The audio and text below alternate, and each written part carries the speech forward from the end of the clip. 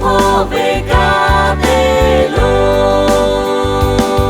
so po ti ke la jo ve o ya ga la pa ha ve na ve lo ve she ve mi gu o ko bi che Yesu Christ ha ka ve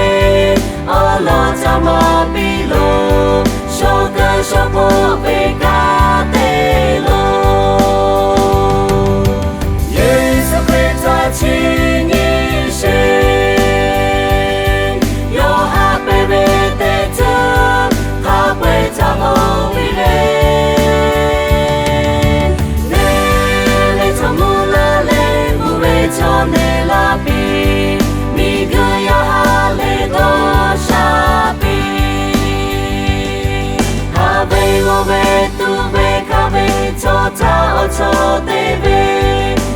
tu ve cho me po la le po ve cho la ka pa Yesu Christ ka te ve all time for ve ma cho time for ve bo ta pi la ve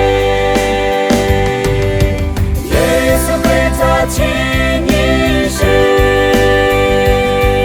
yo ha pe ve te tu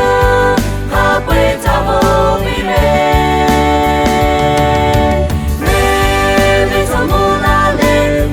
cho ne la pi mi gu ya ha le do sha pi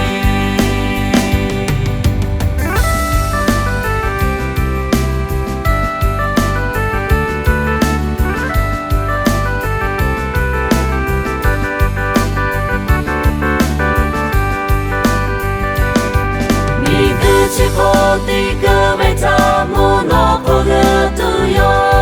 na ve go ve ma cho cứ lo ta mơ khó bao tu yo ti cứ ta ve ha ve yo cha chi a pi le mu no ma ko le cho